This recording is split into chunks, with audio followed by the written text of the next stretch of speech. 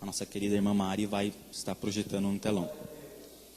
Diz assim: ora, tudo provém de Deus, que nos reconciliou consigo mesmo por meio de Cristo e nos deu o ministério da reconciliação, a saber, que Deus estava em Cristo reconciliando consigo o mundo, não imputando aos homens as suas transgressões, e nos confiou a palavra da reconciliação. Vou ler de novo o verso 19. O ministério da reconciliação é essa, qual? A saber que Deus estava em Cristo, reconciliando consigo mesmo o mundo, não imputando aos homens as suas transgressões. Você pode repetir comigo? Não imputando ao homem as suas transgressões.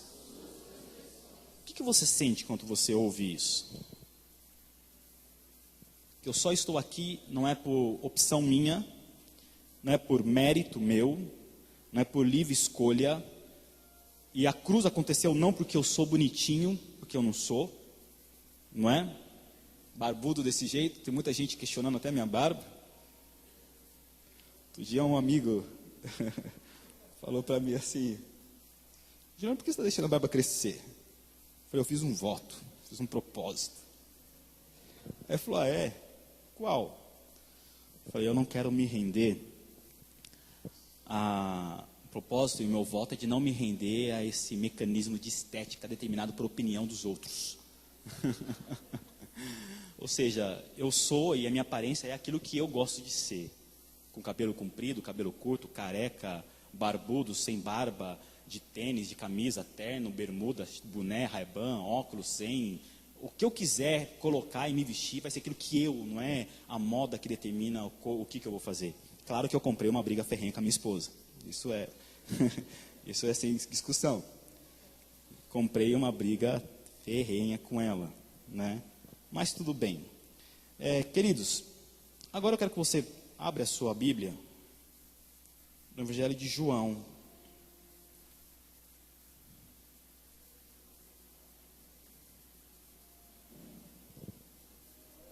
Evangelho de João,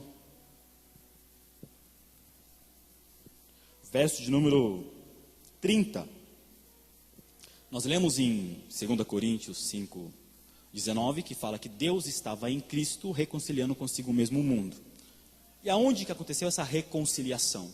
O Evangelho de João, no capítulo de número 19, o verso de número 30, vai falar onde aconteceu essa reconciliação. Foi na cruz, na morte de Jesus Cristo, e o verso 19 diz assim, o verso 30, perdão, diz assim: quando, pois, Jesus tomou o vinagre, disse: está consumado. E, inclinando a cabeça, rendeu o Espírito. Você pode repetir comigo? Está consumado? Mais uma vez, está consumado? Está consumado. Cubra a sua cabeça, feche seus olhos. Pai, em nome de Jesus, eu peço que a Tua graça, em primeiro lugar, esteja sobre a minha vida e sobre os meus irmãos. Não é um desejo pessoal de falar aquilo que a minha mente tem a Teu respeito, mas é que o Teu Espírito Santo use o sentimento que eu tenho de gratidão a Ti, e mais do que isso, que a Tua palavra gravada nas paredes do meu coração possam ser, Senhor, a mensagem. Que o Teu Espírito Santo me instrumentalize para ser esse porta-voz, e que a Tua voz ecoe no coração dos meus irmãos, trazendo a eles a consciência da Tua graça e do Teu Evangelho, em nome de Jesus. Amém. Amém, queridos. Ao olhar o cenário cristão contemporâneo dos nossos dias, eu fico pensando como é difícil para o ser humano acreditar, não só acreditar, mas o ser humano se convencer, porque às vezes até ele acredita, do perdão de Deus. Algumas coisas acontecem e se interpõem na vida do ser humano que gera essa dúvida, desencadeia esses questionamentos. Por quê? A gente vem até a igreja, a gente até tem acesso a essa mensagem, tem até acesso a essa palavra. Alguém de repente falou para a gente no trabalho, alguém nos encontrou no jogo de futebol, ou de repente a tua esposa foi quem falou para você, te convidou para você vir à igreja, alguém, de alguma forma, Deus encontrou um caminho para falar e te apresentar essa mensagem. E você, se convencendo dessa mensagem, veio. E aqui, as músicas, os cânticos te envolveram, a tua emoção foi tocada, o teu coração foi mexido, você derramou lágrimas, você se alegrou, você se entristeceu ao olhar aquilo que você fazia e ver o propósito que Deus tem para a tua vida, e você então se convenceu disso. E você vem à igreja e, ao olhar para o cenário cristão hoje, a gente vê pessoas que estão dentro da igreja, muitas vezes, que não são convertidas, mas são convencidas de que Deus é o nosso Salvador. E muito bem. Se eu fosse dizer, no mérito da questão do fundamento teológico, apenas o convencimento não é um propósito e nem fundamento para a salvação. Isso é um fato. Mas o convencimento pode ser um primeiro passo e um caminho para a conversão. E eu abri o culto na semana passada falando justamente sobre isso, e depois o pastor trouxe a mensagem, falando que a mensagem da abertura confirmou aquilo que é o propósito que ele tinha falado com Deus a respeito da mensagem. A necessidade de conversão. E o quanto que essa conversão acontece gradativamente, não é obra do ser humano, não é um mérito meu nem teu, é obra também do Espírito Santo em nós. Quando a gente olha acerca do que Jesus fez na cruz do Calvário, eu não sei se você já fez essas perguntas, ou se você de repente não é tão anormal quanto eu. Porque eu sou meio doido, não é à toa que a aparência já mostra um pouquinho disso, né? E também a minha escolha pela minha formação também mostra. Como as pessoas falam, Juliano, como que pode conceber um cristão fazer uma faculdade de filosofia? Eu já respondi essa pergunta inúmeras vezes. Por quê? Normalmente as pessoas têm no seu coração de que filosofia é uma disciplina que nega a existência de Cristo. Não é? A se tomar por base a frase de Nietzsche, um filósofo alemão, que fala que Deus está morto. Então, quando a gente ouve essa mensagem falando vindo de um filósofo, a gente fala, toda a filosofia, claro, a gente é lógico, se um filósofo nega a Cristo, logo toda a filosofia nega a Cristo. A gente sempre faz essas comparações lógicas. Mas, na verdade, cerca de 99% de todos os personagens que trabalharam a filosofia, o tema central de toda a sua filosofia não foi outra senão a existência de Deus. Inclusive, cerca de quase 60% do que a gente tem hoje de teologia, de conhecimento e interpretação da Bíblia Sagrada, foi organizada e foi sistematizada por filósofos cristãos, na Idade Média. O que a gente faz hoje, quando a gente interpreta, faz uma exegese, interpreta um texto hermeneuticamente, nada mais é do que pegar as ferramentas que esses homens lá atrás tiveram e montaram, arquitetaram para a interpretação da mensagem. Mas o que eu quero falar com isso? É de que justamente essa questão do como que pode uma pessoa cristã fazer um curso de filosofia, dá a entender como se estivesse negando a Cristo, na verdade não é. O que eu fiz não tem a ver com a minha fé. Fazer um curso não nega a minha fé. O curso, a graduação que eu fiz não tem nada a ver com a consciência que eu tenho acerca de Cristo. E ela não veio negar a existência de Cristo em mim, ela veio afirmar a existência de Cristo em mim. Ela veio contribuir para aquilo que em mim já estava afirmado como certo e como verdade.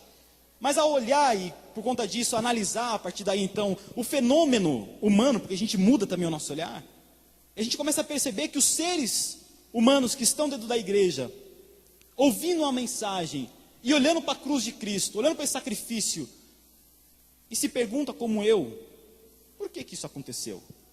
Qual que é o propósito da crucificação? Não haveria uma outra maneira de Deus conseguir reconciliar o ser humano com Ele? E mais do que isso, uma escolha totalmente de Deus, não provém de nós, não é uma escolha minha. Nós lemos em 2 Coríntios que fala que Deus é que estava em Cristo, reconciliando consigo mesmo o mundo, não imputando aos homens as suas transgressões. Aonde que está a minha e a sua participação aí? Em nenhum lugar, a não ser ter a graça de ter o perdão imputado a nós. Independente se eu quero ou não, o perdão é meu, é teu, é nosso. Mérito de Cristo na cruz, graças a Deus. Mas aí, tudo bem, Deus estava em Cristo, Ele veio, Ele morreu. Nós lemos aqui em João que Ele foi para a cruz, a via dolorosa, Ele sofre o martírio, Ele morre. Lá na cruz ele sofre. E ele fala, está consumado. Está consumado o quê? O que abrange essa mensagem? Qual que é o fundamento dessa palavra, está consumado, para nós? O que a gente ouve é de que o que está consumado é a necessidade dessa reconciliação do homem com Deus, ponto. Se está consumado, o homem está reconciliado com Deus. E agora, o que eu faço? Bom, a igreja, ela, claro, como sempre tentando determinar a vida do ser humano, ela fala, agora você tem um caminho a seguir. E ela começa então a propor para você algumas coisas. Ela começa a propor para você, de repente, que você gradativamente tem que se santificar. É por isso que homens, quando eu falei do cenário cristão, não estou falando da nossa igreja local, do cenário cristão, é por isso que homens então se propõem a ir para o monte. E começa a surgir então todas aquelas coisas que a gente conhece de monte. E ele vai para o monte porque ele fala que lá ele está buscando a santificação. E ele vai para o monte, e lá ele fica orando. E ele pensa que pelo seu propósito de buscar, ele está fazendo por merecer o resgate do sacrifício da cruz de Cristo. Logo, se Deus falou, está consumado, eu tenho que merecer essa consumação do perdão dos meus pecados, essa imputação da reconciliação. Então eu tenho que fazer algo para poder receber isso de Deus. A gente vem para a igreja, a gente fala assim, olha, eu não tenho como você aceitar Cristo. E a gente ouve muitas vezes, e muitos pastores, claro, jogando um 7-1, ele fala, olha, venha para Cristo, venha como estás, meu irmão, e você acredita nele, você vem. Então quando você vem, você levanta a mão, você aceita Jesus, o que o pastor faz? Ele arma o laço, puxa você, laça, parece aquele bezerro, sabe, do rodeio. Ele te laça, ele te joga no chão, ele enrola suas pernas, e você fica ali preso, o pastor em cima te olhando, e você fala, espera aí, o que é isso? Fala, não, isso aqui era para você ser salvo. Não, mas não era graça, e graça é algo que eu não mereço, não é algo que já está na cruz consumado, se é o perdão que eu não merecia, não é mérito meu. Não, aí era só para você crer. E para você vir, agora que você aceitou, você tem que fazer isso, você tem que fazer aquilo, você tem que fazer aquilo outro, e começa a dar para você uma cartilha do que você pode ou você não pode fazer. Na maioria dos lugares é assim. Por que surge um sentimento no nosso coração de, quando a gente vem para a igreja, procurar o pastor ou procurar um irmão e falar assim, olha, e aí, o que eu faço agora? Estou vindo para a igreja, mas eu posso fazer isso, eu posso fazer aquilo? O que é isso? Nada mais do que um desejo inconsciente que a gente tem, de que alguém determine para nós o que a gente pode ou não fazer. E claro que muitos homens, querendo se valer dessa liberdade, e não ter a humildade de instruir conforme o evangelho, mas instruir segundo o seu coração, da manipulação, ele começa a determinar para você o que você deve ou não fazer. E é claro, você pode até, a mensagem que está sendo pregada pode ser da graça, mas você carrega em si uma justiça própria. E você vai para a sua vida. Aceitei a Cristo, recebi a graça, perdão, quer dizer que os meus pecados estão perdoados. Você começa a viver essa maravilha que é o encontro com Deus, essa maravilha que é o primeiro amor, essa maravilha que é a graça de Cristo. Você vem aqui, você chora, você se alegra, você se emociona, você está falando, caramba, mano, que mensagem, velho. Deixa eu me comportar aqui na minha aula, quando dou aula eu sou mais, deixa eu na igreja ficar mais básico, menos, Juliano. E você vai para sua casa, você volta para a sua vida. E a questão é, você começa a enfrentar os problemas que toda a vida tem, como a minha e a tua. Você começa a enfrentar dificuldade. Você tem questões na sua vida, que embora você aceitou a Cristo, essas questões não saíram da sua vida. Não deixaram de fazer parte de você. Aí você é um jovem, está na rua, e você quer namorar, você vai para a escola, vê as ofertas, né? A lei de Murphy, a lei da oferta e da procura, não é? Você vem para a igreja e começa a procurar, e vê também que aqui a gente está nessa barganha, nessa troca, tem pessoas, né, a oferta e outros a procura, e a gente tem os encontros nas nossas relações, e muitas vezes essas relações não são saudáveis, e você se frustra. Você fala, mas espera aí, estou vindo na igreja, era para mim estar experimentando frustração? Ou de repente você é mandado embora do emprego. Mas eu estou servindo a Deus, estou indo lá, sou um dizimista. A Bíblia fala que se eu dizimo, né, o ladrão não vai vir sobre mim, não vai vir nenhum devorador, agora eu estou desempregado, passando necessidade. Como que é isso? Como que se dá essa relação? E de repente a tua esposa se rebela, ou teu marido se rebela, e você começa a vir para a igreja, teu marido começa a te provocar, o teu marido começa a te perseguir, o teu marido começa a falar para você que ele não te quer, a tua esposa começa a falar para você que se você vir para cá, você à noite vai dormir na sala. E você querendo ou não, vai para a sala. E contra a tua vontade, você descobre o quanto que é ruim dormir no sofá. Aquela travessão de madeira machuca as costas. Eu sei, porque já dormi várias vezes na sala. Você passa frio pra caramba. Eu falei para minha esposa, por mais que a gente brigue, se quiser ir para a sala vai você. Não vou mais. Aí ela falou um dia, então eu vou. De madrugada ela voltou. Eu falei, é ruim demais o sofá, você tinha razão. Eu falei, amém, dorme aí, nega. No nosso relação, a gente tem esses desencontros, somos seres humanos. Isso é ruim, porque a gente começa a se questionar. Mas espera aí, eu sou cristão e Deus está em mim, na minha família, era para mim estar vivendo isso. De repente um filho, você tem um problema com o filho, com uma filha, ou o teu marido começa a beber, eu não sei, são tantos problemas que a gente passa. E você começa a se olhar como alguém cristão que confessou a Jesus. E você começa a falar, caramba, eu tenho que fazer algo por merecer, deve ser alguma coisa em mim. Eu devo estar errando em alguma questão, porque essa é a mensagem. Olha as ofertas que a gente ouve por aí, liga a televisão, olha, vem para cá, olha quantas campanhas, irmão, eu sou velho de igreja, eu sou novo na idade, mas sou velho, novo mais ou menos, mas eu sou velho de igreja, irmão, eu já vi tudo que você imaginar, eu sou da época que na igreja se discutia se podia bater palma ou não, imagina hoje que a turma subia, pula, corre, grita, imagina, eu sou da época que se podia bater palma ou não, fazia assembleia geral, os irmãos discutirem na igreja se podia bater palma ou não. Se podia ter bateria na igreja ou não. Eu sou dessa época. Eu comecei a tocar na orquestra, na banda marcial, era marchinha. Não podia ter bateria, mas tinha bumbo, prato, caixinha, tudo na banda, na marchinha. Mas bateria não podia ter, porque bateria era do rock, rock é do diabo, não é? Eu cresci nesse meio. E a oferta é qual? Quando você vem para a igreja, e vem aquele propósito, vem aquelas campanhas, aqueles desafios de fé, e você acredita, você aceita, e faz o seu propósito, deposita o seu dinheiro aqui, volta para casa, e você, quantas vezes eu não vi pessoas que tinham apenas o dinheiro da passagem, eu conhecia, eu era um líder de uma das igrejas, participava da liderança, eu conhecia os irmãos da igreja, eu sabia quem chegava da igreja a pé, porque vinha de ônibus do outro bairro, e eu sabia da dificuldade, porque muitas vezes eu era da tesouraria, participava de oferta na vida das pessoas, ajudava a pagar conta das pessoas, distribuía a cesta básica para as pessoas, eu conhecia a membresia, e sabia que essa pessoa está passando necessidade. Quantas vezes a gente como tesoureiro não chegava e pedia para a pessoa trazer as contas para a gente poder pagar a conta de água, luz, o aluguel, um monte de coisa que a gente fazia na igreja. E eu via no desafio que o pastor fazia lá na frente. O que você tem no bolso? Tenha fé, oferte. E eu via essa pessoa levantar e colocar os 2,80 no gasofilácio. Depois eu via, quando terminava o culto, ela vinha na porta e falava, irmão, será que o irmão não pode me dar 2,80 para passagem de ônibus? Eu falei, a irmã veio para a igreja sem? Não, é que eu quis fazer esse propósito com Deus e eu entreguei o meu dinheiro da passagem. Claro que eu não questionava ela, qual que foi a vantagem de você entregar e hoje, agora você vem me pedir o dinheiro para retornar? Porque se esse Deus que estão pregando fosse um Deus de verdade, ele ia colocar ou o dobro no mínimo, já que é 100 por 1, no dobro no teu bolso. Você deu 2,80, era para você ter 5,60 no bolso agora. Não é um milagre?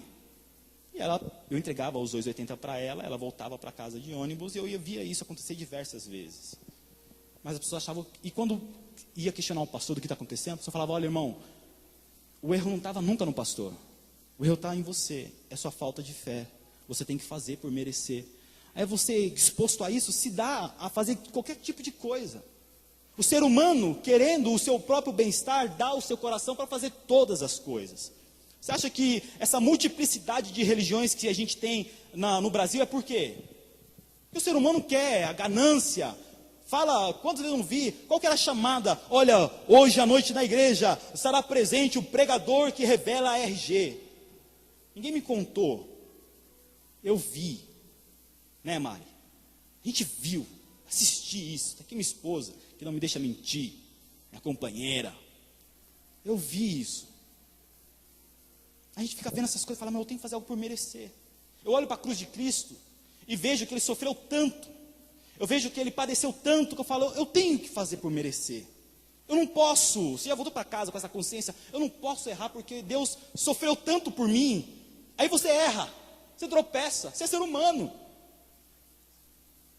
Aí você volta para aquela sua casa, para o seu travesseiro, com aquela consciência, martelando, igual uma bigorna. Falando para você, você errou, você pecou, você não merece a cruz de Cristo.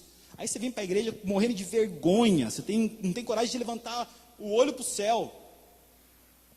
E a semelhança do publicano, naquela história de Jesus, você bate no peito falando, olha, tem misericórdia de mim porque eu sou pecador. E essa consciência de ser pecador te machuca. Ela não te traz paz. E gera a partir daí um monte de sentimentos. Eu lembro nesse sentido do que eu estou falando para vocês, de um filme.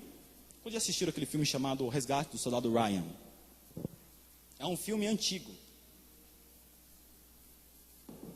Quem é novo não vai ter assistido, claro, né? É de 1998 o filme. Teve gente aqui que nasceu em 1993, 94, era catatauzinho que nem lembrava desse filme. Mas esse é um filme, na minha opinião, do Spielberg, é como um dos melhores filmes de guerra. Até hoje, se passar eu assisto 10 mil vezes. Se passar eu vou assistir esse filme.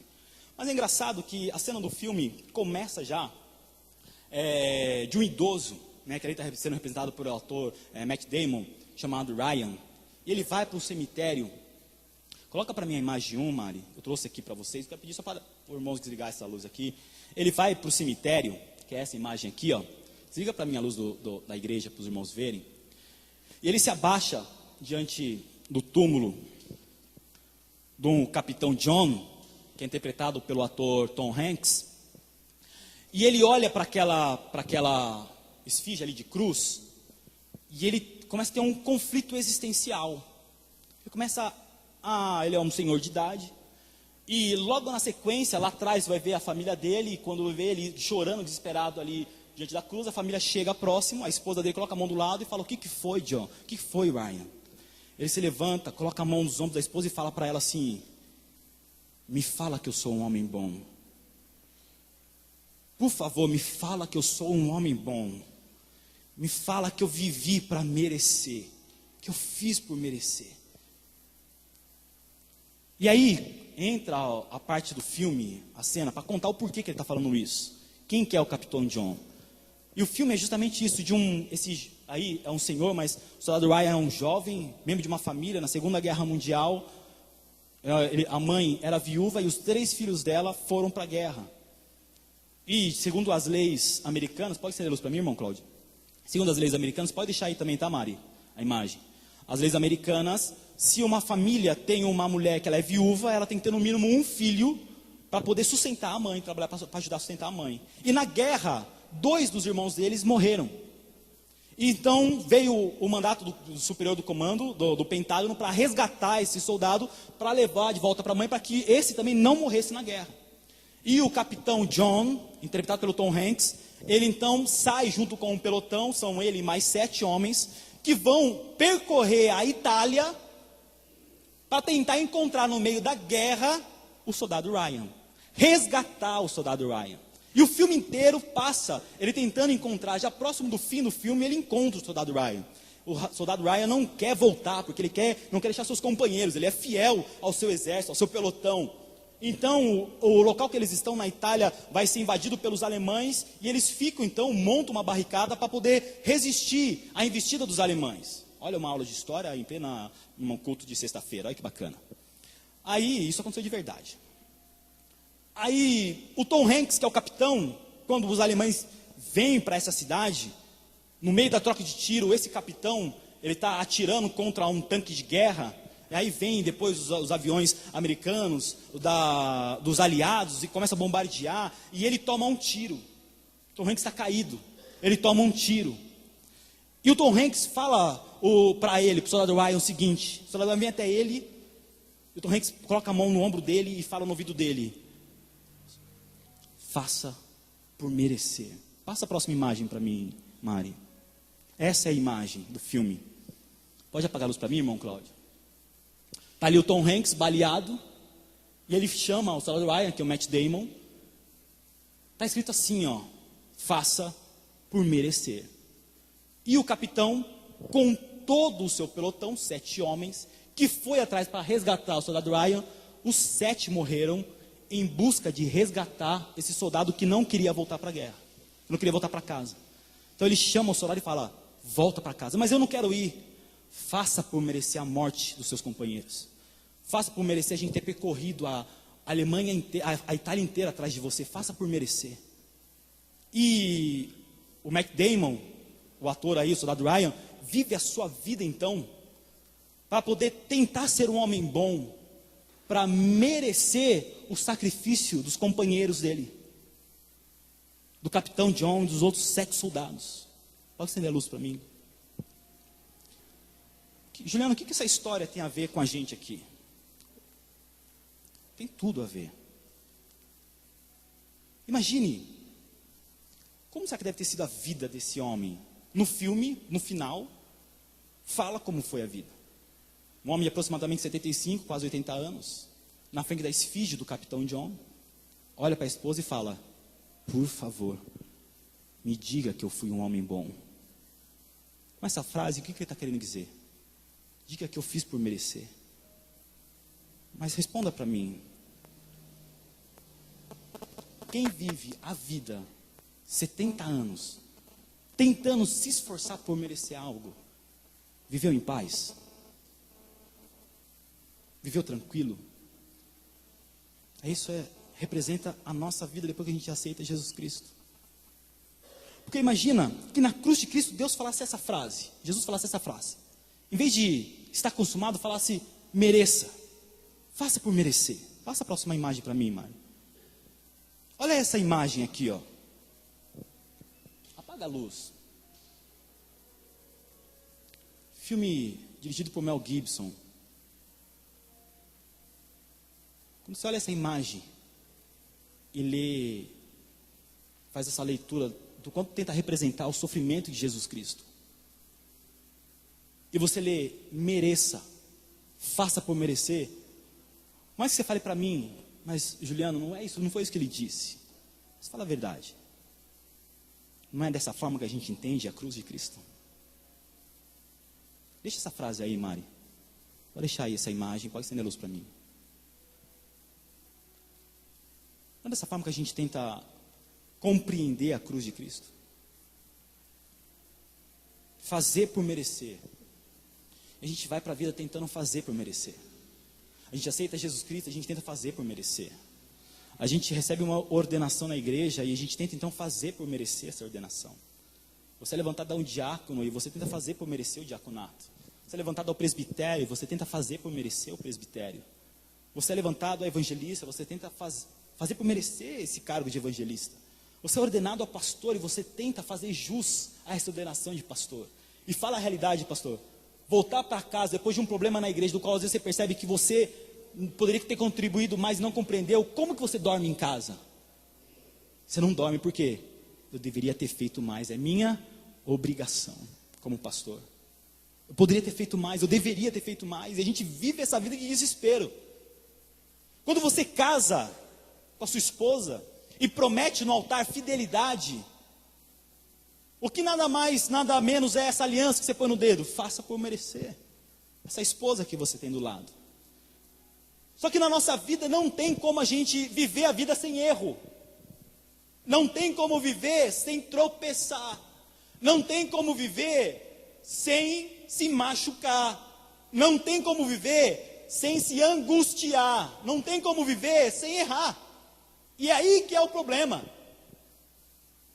Eu acho que nenhum de nós, com a consciência, acorda de manhã, olha para o seu dia e fala: eu vou ser um homem desgraçado hoje.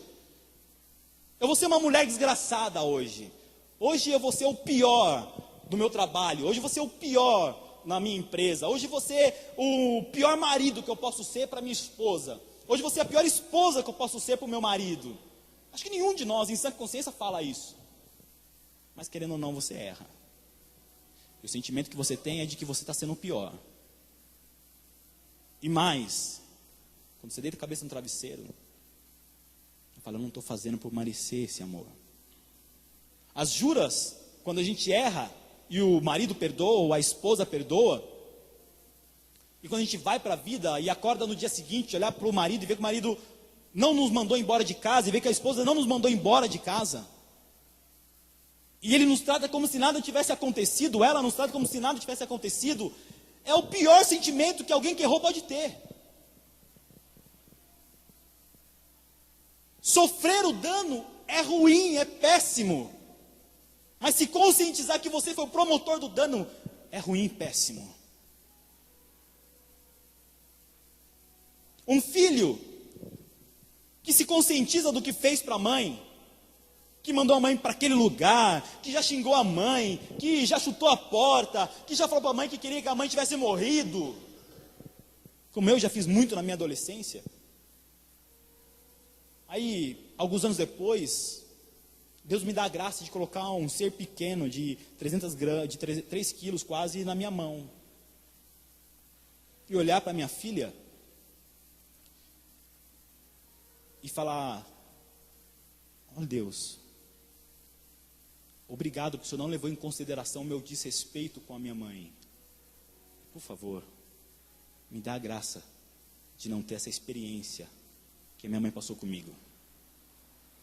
Porque deve ser horrível você dar o peito para um filho. Eu vi isso com a minha esposa, eu vi o quanto que os seios dela machucou quando a minha filha está querendo mamar. Corta, sangra. Mas o amor pela criança é maior. Com dor ela amamenta. Sangrando ela amamenta. Com sono ela levanta para trocar fralda. O marido tenta, mas não consegue, vira para o lado. Quando ele está enfermo, doente, a gente pega de madrugada e vai para o hospital.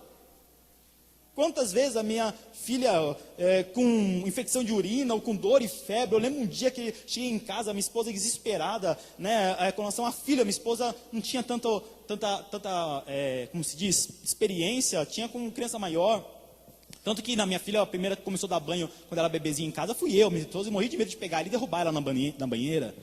Eu já tinha experiência porque eu ajudei minha irmã a criar a filha dela. E eu lembro que minha filha chega em casa, a Ana Júlia, Cláudia desesperada, a Ana Júlia vermelha, olho vermelho, febre, e a gente era muito simples na época, não que hoje eu não seja, mas muito simples de pobre mesmo, não tinha nem um termômetro em casa. E a primeira coisa que eu peguei foi tirar a roupa da minha filha, colocar ela debaixo do chuveiro gelado, e eu lembro que a Ana Júlia tremia, ficou com a boquinha roxa, porque abaixou a temperatura, é óbvio. Coloquei a roupa nela, a gente pegou o nosso fusquinha pau velho, possante, e corremos para o hospital. E eu lembro que eu cheguei no hospital e vi um médico me depreciar, perguntando para mim assim: olha, qual que é o problema da tua filha? Ela estava com febre. Ela falou: com quantos graus? Eu falei: eu não sei, eu não tenho termômetro em casa. Ele colocou, a Ana está com 37 mil, falou: tua filha não tem nada, ela não tem febre. Eu falei: doutor, há 10 minutos atrás, minha filha estava com o olho vermelho, boca vermelha, o hálito quente. Se colocar a mão na boquinha, pelando, ela não está quente, porque eu acabei de deixar ela 4 minutos dentro de uma água gelada do chuveiro. É por isso que ela não está quente. Sua filha não tem nada. Eu falei: doutor, ela tem. Por favor, faz exames. Mas qual é o grau que ela tem? Porque ela não tem. Eu falei: eu não sei. Se você não sabe, ela não tem nada. A vontade de acertar uma de direita no queixo do doutor, né? Quase que eu não fiz. O guarda veio me tirar para não fazer.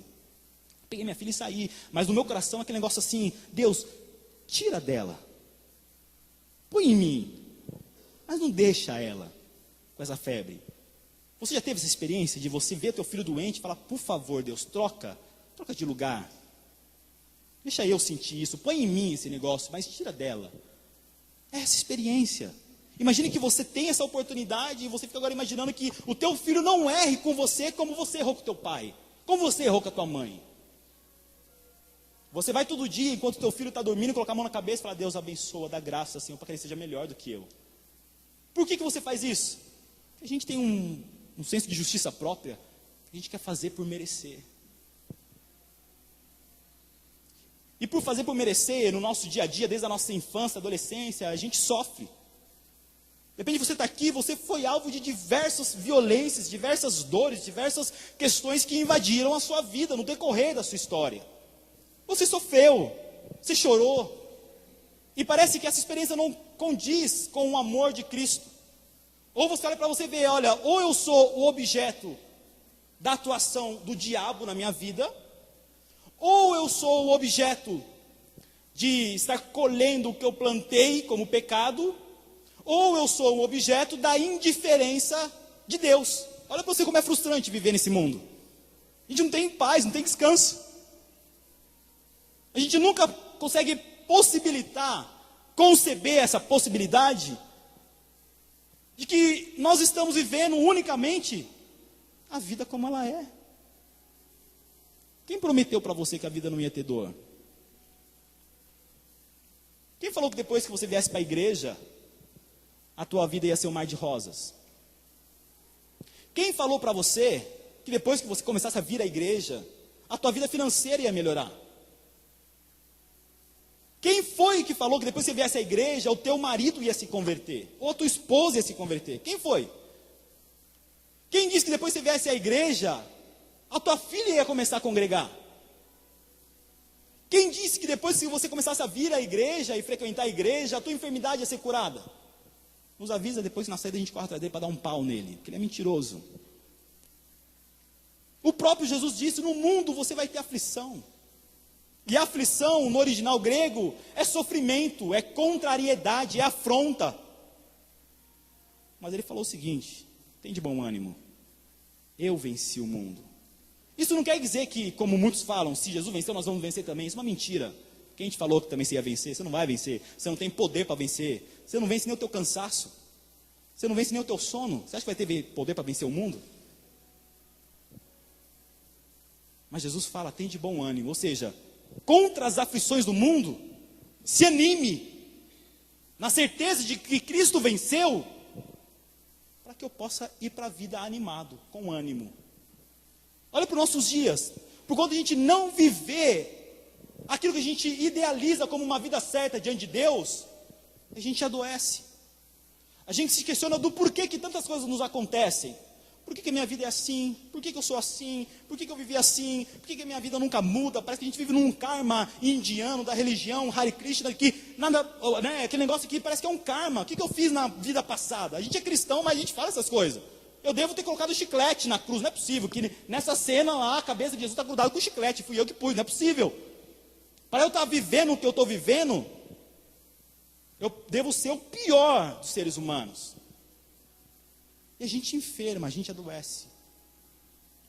Aí como na vida você está exposto a todas as dificuldades, esses questionamentos começam a fazer com que você sofra. Aí você olha para a cruz de Cristo, e toda vez que você ouve a mensagem da cruz, você sabe que Ele te perdoou, mas você volta para casa com essa frase: mereça.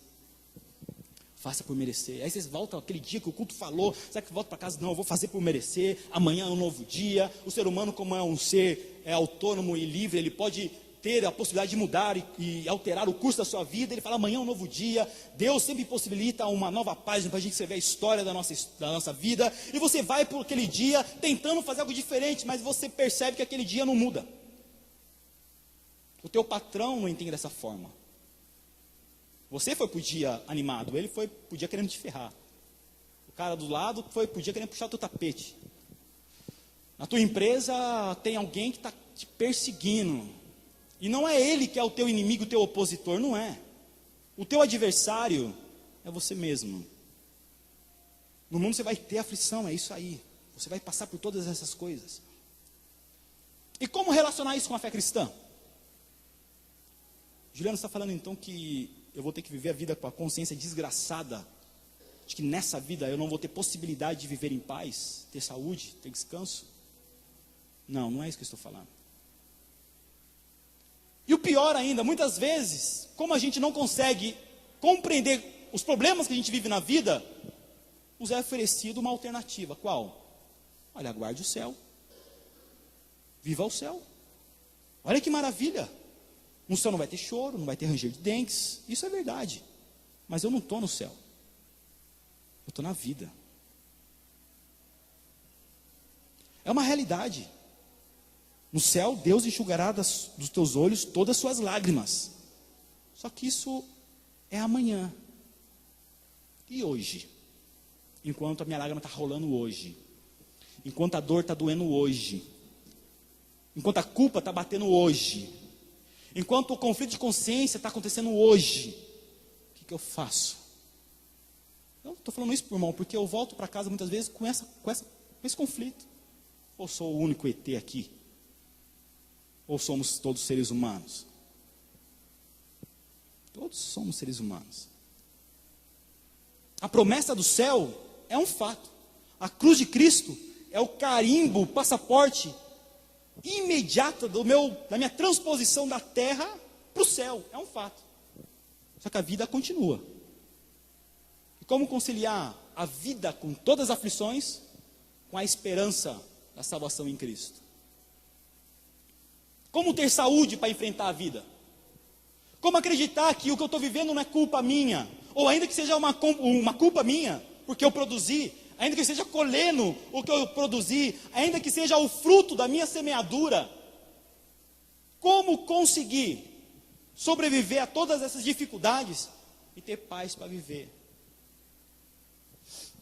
Porque eu olho para a cruz e eu acho que eu tenho que fazer por merecer. E o ser humano tenta até se enquadrar em fazer por merecer. O problema é que o ser humano, quando ele consegue, em alguns casos, ele se torna um ser legalista e arrogante. Ele se acha melhor do que os outros.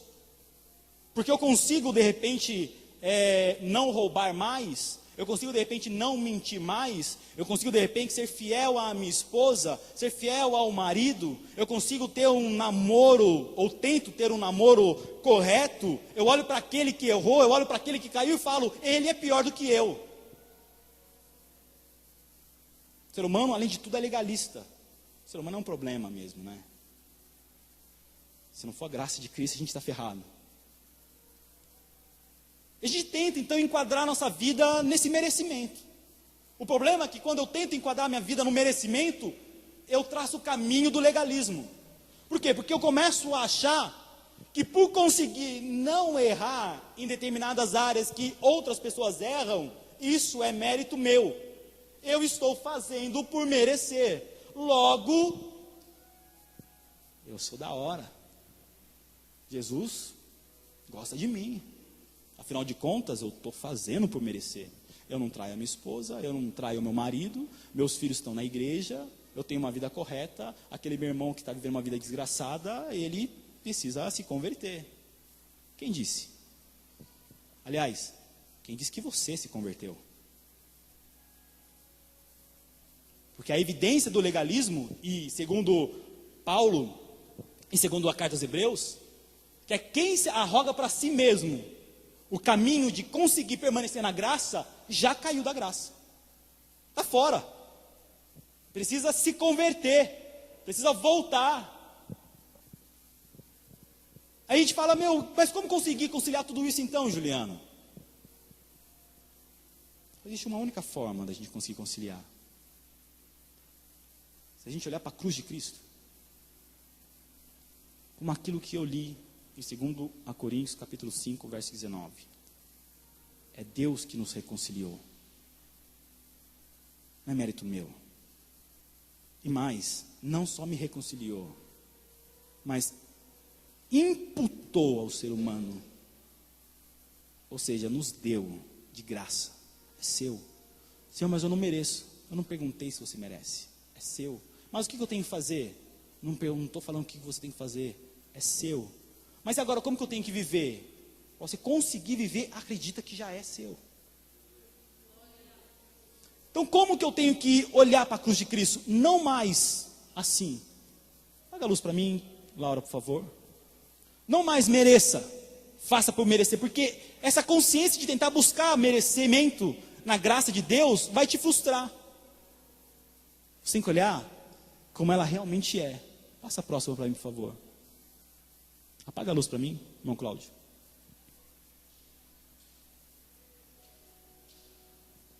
O que está escrito ali?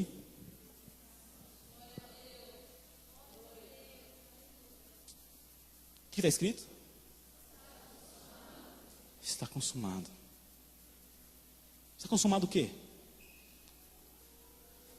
Quer dizer que independente do teu sofrimento de vida, da tua experiência de vida, está consumado a possibilidade de você viver em paz com Deus, para conseguir encarar a vida como ela é. Em primeiro lugar, está consumado a oportunidade de você olhar para si mesmo e ver que se dependesse de você, nunca você ia conseguir merecer o sacrifício de Cristo. Está consumado. E se dependesse de você, nunca você ia conseguir ser fiel à tua esposa ou ao teu marido. Está consumado? Se dependesse de você, nunca você ia ser alvo do amor de Deus. O que você merece é condenação, justiça. Porque o pecado faz separação de Deus e o homem.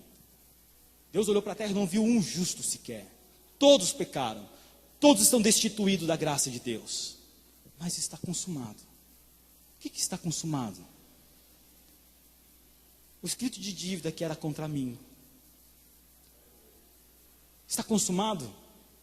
Essa consciência de autocomiseração, de autopunição, essa desgraça de olhar para si e se ver alguém que nunca vai conseguir ser perfeito, e alguém com possibilidade de simplesmente levantar, bater a poeira da perna e falar: Deus, me ajuda a caminhar.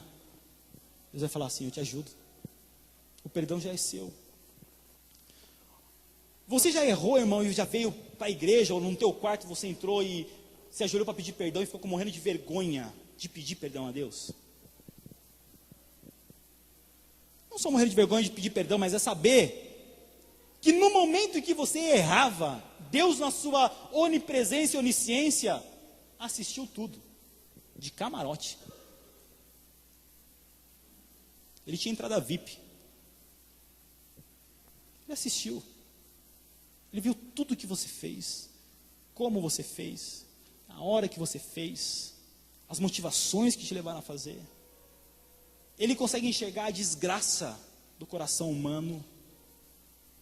E você de repente olha para você, fala: como que eu posso agora olhar para Deus e pedir perdão? E simplesmente pedir perdão. Porque esse que é o critério. É só pedir perdão? Como se pedir perdão fosse só. A questão não é só pedir perdão. A questão é: você sabe o que você fez. Juliano, o meu pecado então, o que ele faz? Ele machuca Deus de novo? Ele crucifica Jesus Cristo de novo? Não, o seu pecado não tem nada a ver com Deus. Deus é Deus. Você pecando, deixa de pecar, você não vai alterar a divindade dele. O teu pecado tem a ver com você. O teu pecado tem a ver de fazer de você alguém que se acha que não merece a graça de Deus. E alguém que olha para a cruz e fala: eu não mereço esse sacrifício. E alguém que olha para a cruz e fala: eu sou um desgraçado, eu sou uma desgraçada, eu sou o patinho feio, eu estou vendo dificuldade no meu casamento, é porque eu não mereço a cruz de Cristo, eu não mereço, eu devo não merecer. E você então entra nesse fluxo desse sentimento, que se conscientiza do seu erro e fala: jamais eu tenho a possibilidade de pisar o pé de novo na igreja. Quantos que eu não conheço, que se afastaram do caminho, não vou falar o termo desviado, porque não existe termo desviado, mas se afastaram do caminho, porque alguém disse para eles que agora, devido ao erro que eles cometeram, eles não merecem mais a graça de Deus, não tem possibilidade de receber o perdão de Deus. Aí a pergunta que eu me faço: mas não está consumado? Ah não, mas o pecado que ele fez foi muito grande. Você consegue dimensionar tamanho de pecado? Ah, mas o erro dele é sério. Em algum lugar da Bíblia você pode me explicar qual pecado é sério e menos sério? Ah, mas se fosse eu não faria, então você é legalista. Diante de Deus, para Deus não existe dimensão de pecado. Quem mente é a mesma coisa para Deus quem rouba. Quem estupra uma mulher é igual a quem mata um pai. Quem adultera no seu casamento é igual a um filho que manda a mãe tomar naquele lugar. Diante de Deus não tem diferença. Nós, no nosso legalismo, é que fica tentando equilibrar e falar qual que é o pecado mais grave e o pecado menos grave. Aí você olha para você e fala: o que eu fiz foi muito grave, logo eu não mereço a graça de Deus. Não entra no rol do está consumado, desse escrito de dívida o que eu fiz. Mas eu vim aqui hoje em nome de Jesus para afirmar para você: está consumado, irmão. Volta em paz para casa. Volta para o seu lar. Fala: Deus, estou vivendo muita dificuldade, muitos problemas, eu erro pra caramba. Mas eu ouvi uma mensagem hoje que fala que o Senhor perdoou o meu pecado. E se essa consciência for erguida no teu coração hoje, irmão, e você puder amanhã acordar, ir para a sua vida e falar: Deus, hoje eu quero viver o meu dia diferente. Pode acreditar, você pode produzir um dia diferente. Qual que é o problema do ser humano? É porque nos é vendido um céu maravilhoso, com ruas de ouro, muros de cristais, tudo isso enche os nossos olhos. A gente passa a ser um ser até egoísta, a tal ponto de a gente desejar a morte. Não é? Eu queria que hoje o dia passasse mais rápido. A pessoa que fala que eu queria que o meu dia passasse mais rápido é um ser de um sentimento suicida. Por quê? Quem quer que o dia passe rápido, quer que a semana passe rápido.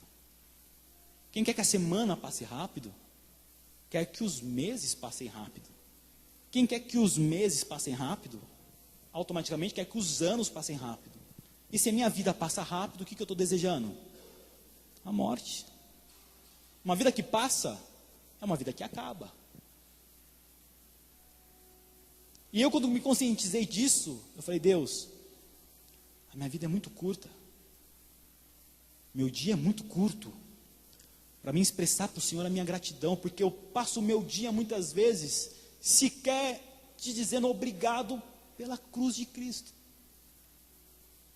Eu corro tantas coisas, tenho um tempo para tantas coisas, eu tenho um tempo para ler, eu tenho um tempo para assistir televisão, eu tenho um tempo para brigar com a minha filha, eu tenho um tempo para conversar com a minha esposa, eu tenho um tempo para trabalhar, mas eu não consigo ter tempo para o Senhor. Isso suscita então no meu coração um desejo que os meus dias fossem mais longos. E que eu tivesse mais tempo para poder abraçar mais a minha esposa, para beijar mais a minha filha, para dar um pouco mais de risada com um amigo bacana que eu tenho, com uma amiga bacana que eu tenho, para poder abraçar mais. Porque quem se conscientiza da cruz de Cristo tem vontade de viver. Quem fala que creu em Cristo, mas quer morrer para ir para o céu logo, essa pessoa é suicida, quer que a vida acabe. E a vida é dádiva de Deus. Fica tranquilo, irmão, mais dia ou menos dia você vai morrer ou Jesus vai voltar. Não precisa se preocupar com isso. A morte é uma coisa que é certa. Ninguém precisa sair procurando a morte. E aliás, é uma fila de todo mundo vai, que ninguém liga de alguém passar na nossa frente, não é verdade? A gente fala que a gente quer morrer, mas quando o dia chega a gente fala: Senhor, por favor, me salva. A gente é um ser suicida estranho, não é? É aquele suicida que vai para a janela para pular e fala assim: ó, vou me matar, hein? Vocês não vão me segurar não? Estou pulando, hein? Aí vê que ninguém veio e fala: meu Deus do céu, ninguém veio, deixa eu descer, senão esse negócio vai acontecer de verdade. Não é? A gente é assim. Que a gente fala que a gente quer morrer, mas o que a gente está gritando na verdade é que eu quero viver. E só existe possibilidade de eu conseguir viver se eu olhar para a cruz de Cristo e ver e compreender aquilo que João disse na sua carta, no seu evangelho, no capítulo 20, que diz que os sinais que ele escreveu, inclusive esse, da cruz, é o único evangelho que cita essa frase: está consumado.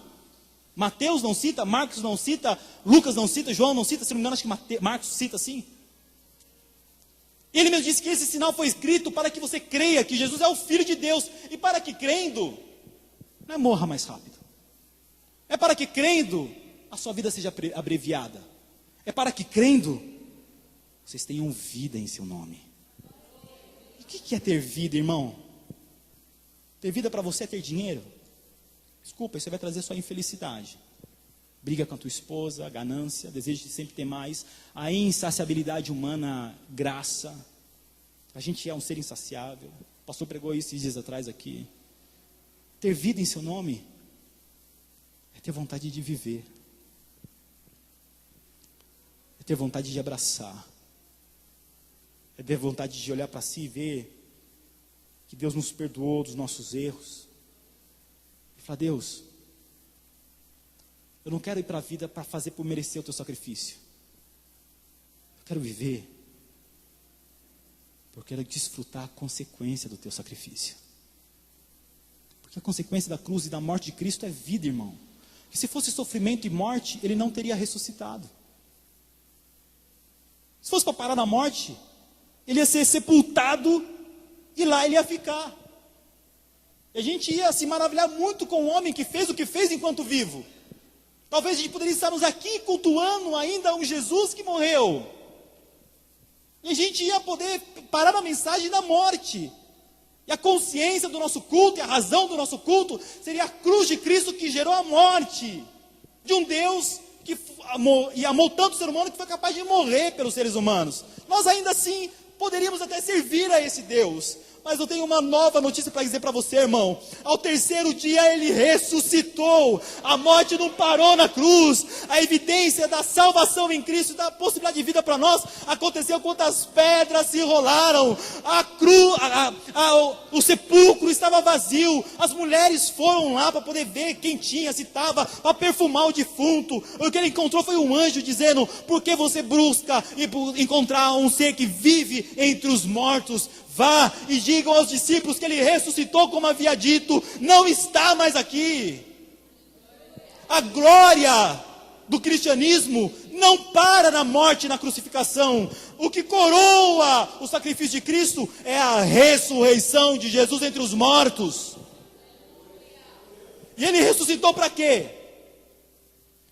Para falar para mim e para você: eu só ressuscitei para te mostrar que agora, da sua morte existencial, você pode viver a vida com amor, com dedicação, com paz, com tranquilidade para caminhar. O que é essa vida abundante que Deus nos proporcionaria, senão essa possibilidade de caminhar cada dia, já se sabendo que vai errar,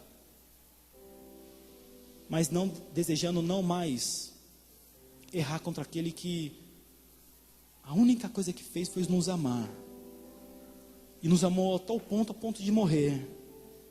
E nos amou a tal ponto não apenas de acabar o seu projeto na morte, mas ressuscitou, nos dizendo: ainda que você possa ir para uma noite escura de trevas, de lágrimas, de dores, e no seu travesseiro você se questionar do porquê de tudo que você está vivendo. E olhar para a cruz de Cristo e falar, e se questionar e se perguntar: Deus, mas o Senhor não morreu por mim, por que eu estou vivendo isso? Fica tranquilo. Domingo de Páscoa vai chegar. O sol vai raiar. Nunca houve noite que pudesse impedir o nascer do sol e a esperança. Juliano, mas eu estou passando por um momento que, se você não conhece a minha vida, eu não sei mesmo, e nem me interessa saber por que está vivendo. Não é um compromisso meu, é uma responsabilidade tua. Se você quiser compartilhar comigo, amém. Se não quiser, é você e Deus. Se eu puder te ajudar, amém. Se eu não puder, eu também não vou te atrapalhar. Pelo contrário, em casa eu vou orar por você. Mas independente do que você esteja vivendo, irmão, talvez você está aqui querendo largar um vício. Talvez você está aqui querendo viver diferente. Talvez você está aqui ainda falando: Deus, eu quero fazer por merecer. Você não vai conseguir. Aceita que está feito. Talvez você esteja aqui falando: Deus, até quando vai ser essa situação? Até quando que eu vou ter que passar por esse processo? Até quando que eu vou ter que sofrer essa consequência? Ou se questionando do porquê que você está vivendo tudo isso. Desculpe, irmão, o Evangelho, ele é completo, mas ele não nos dá os caminhos de resposta para todos os problemas da vida. A única coisa que ele afirma para nós é de que, se você crer em Cristo, é crer que está consumado, você vai ter a capacidade, a possibilidade de, nesta fé, não é em você, conseguir acordar amanhã E como eu faço todos os dias, ao acordar, é abrir a sacada da minha casa e olhar para o céu e falar: Deus, obrigado por mais um dia. Eu não sou grato pelo meu casamento, pela vida, pela minha filha. Antes de tudo, obrigado pela vida. Porque pelas coisas que eu já fiz, de repente, o que eu mereci é morte. Eu não sei você, irmão, mas o que eu mereci é morte. Eu nunca conseguiria fazer por merecer o que eu estou vivendo hoje. Eu nunca conseguiria fazer por merecer estar aqui de volta no púlpito hoje. Porque cada vez que eu subo aqui para abrir um culto, cada vez que eu subo aqui para pregar, sabendo que há 8 anos, 9 anos atrás, eu não queria nem saber de pregar, ele falava que isso não queria mais. Eu tenho que ser grato a Deus, irmão. Olhar para minha filha pela manhã e acordar ela para ir para a escola e falar: Flor, acorda. Quando ela acorda e ela me sorri para mim e fala para ela: eu te amo. E ela me abraça e fala: eu também, papai. Isso não tem preço. É graça. Está consumado. Você pode viver a vida. Você pode ir para o seu dia no desemprego, mas fazer do seu desemprego uma oportunidade para você aprender, se esforçar. E quando chegar ao trabalho, se esforçar no seu trabalho para que você possa permanecer ali.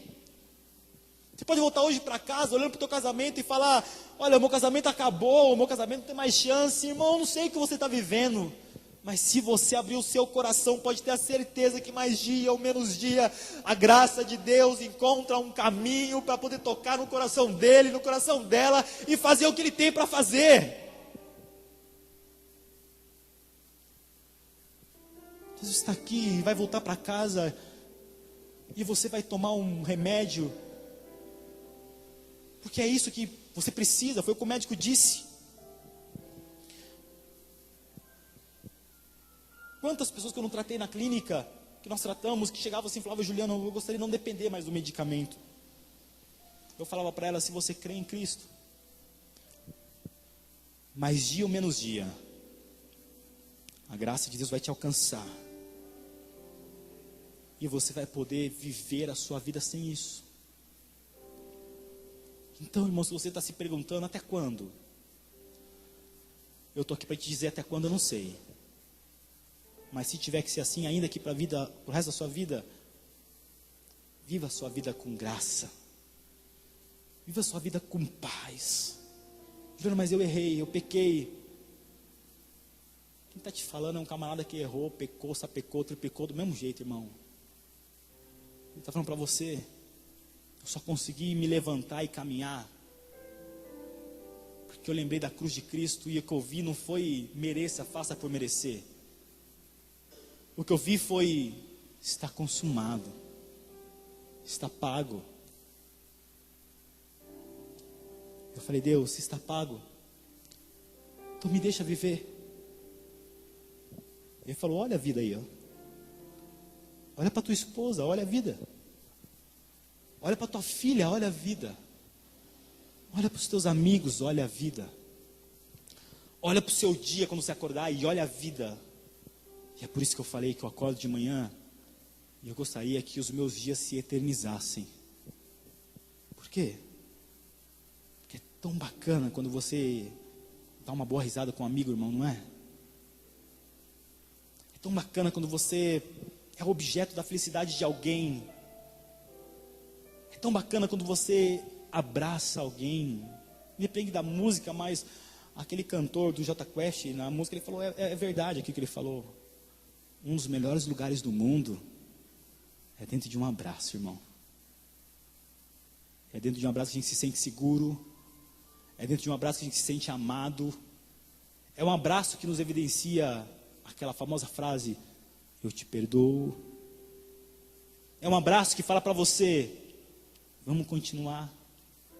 É um abraço que mostra para você um calor de que você é importante para alguém. O melhor lugar do mundo é dentro de um abraço. É por isso que no meu dia eu gosto de abraçar. Eu abraço meus alunos, eu abraço os professores dos meus colegas, eu abraço a minha esposa, eu abraço a minha filha, eu chego aqui, eu abraço vocês. porque eu quero proporcionar para mim, eu não sei se para você, mas para mim esse melhor lugar do mundo a cada instante. Eu quero eternizar isso. E quando eu volto para minha casa e chega a hora de dormir, o sono vai batendo e fala, como é ruim ter que ir dormir. Que eu gostaria de ter mais uma oportunidade para pedir para o Senhor, Pai, me ajuda. Porque embora já está consumado, eu ainda, mesmo tentando viver o meu melhor nesse dia, eu errei.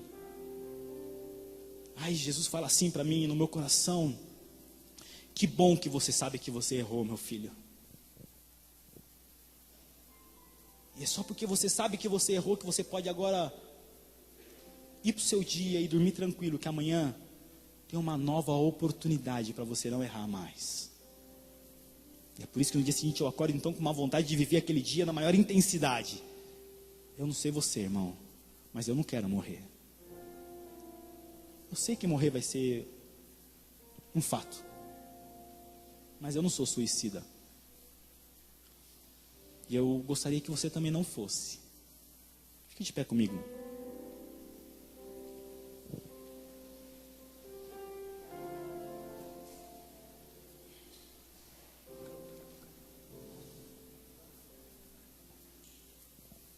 Quando você olha, depois de ouvir essa mensagem,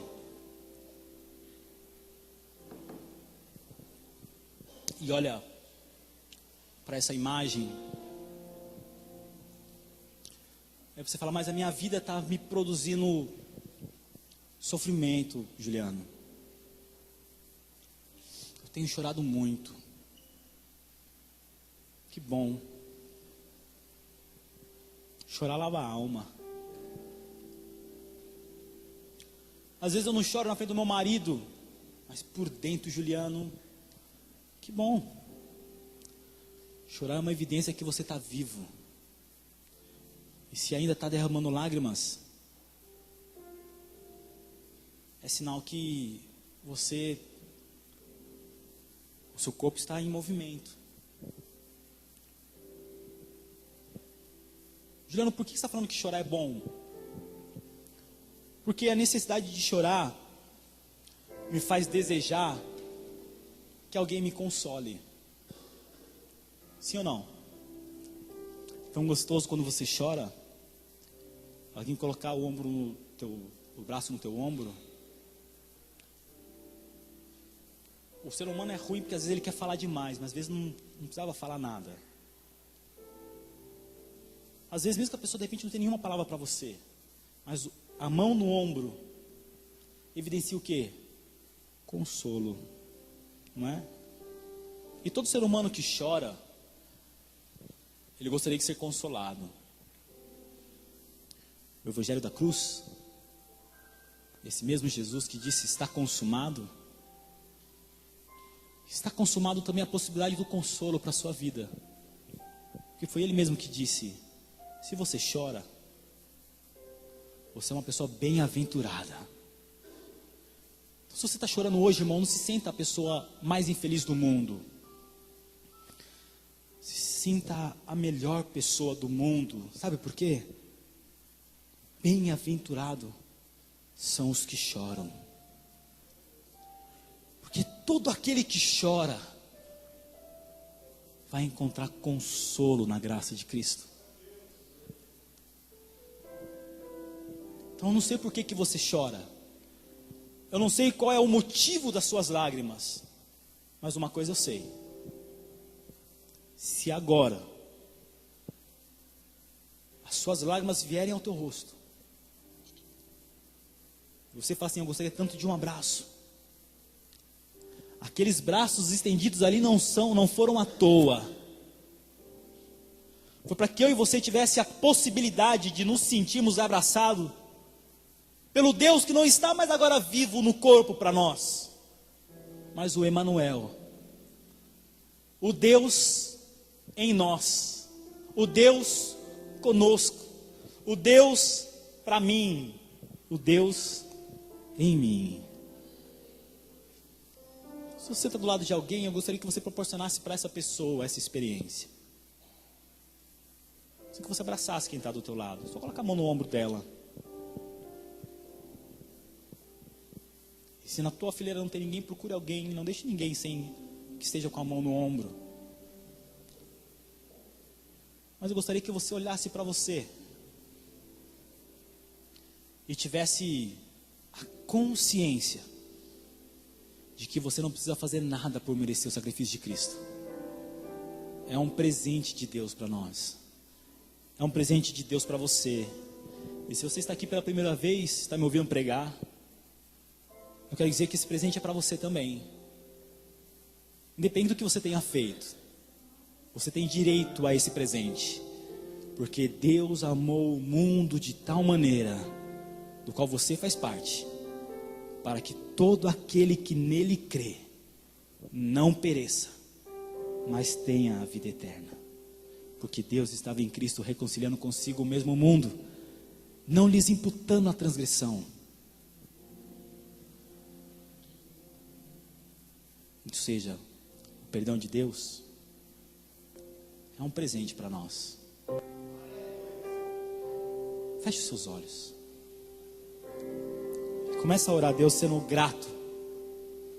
A possibilidade de caminhar a partir dessa consciência de que eu não posso fazer nada porque já está consumado, é um caminhar de gratidão. É o caminho da graça. Viva o seu dia grato. Grato pela morte de Jesus. Grato pela ressurreição de Jesus. Grato pelo perdão de Jesus. Grato pela graça de Jesus. Grato pelo amor de Jesus. Grato pela vida que agora você pode viver por conta do amor de Jesus. Viva com gratidão.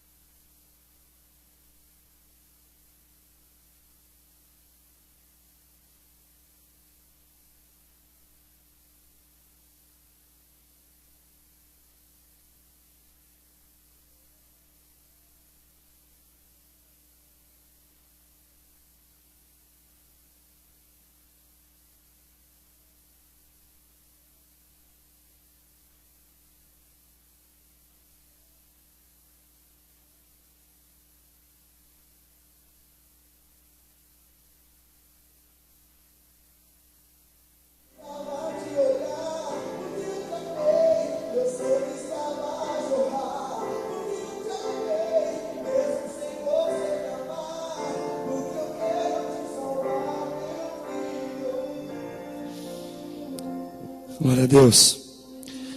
Você que trouxe a sua oferta, seu dízimo, pode ficar à vontade para entregar o seu dízimo e a sua oferta, e nós vamos terminar o culto em nome de Jesus. Cante de novo, Val. Hã? Canta o resto. Você que trouxe a sua oferta e dízimo, quer fazer isso, fique à vontade. para fazer isso.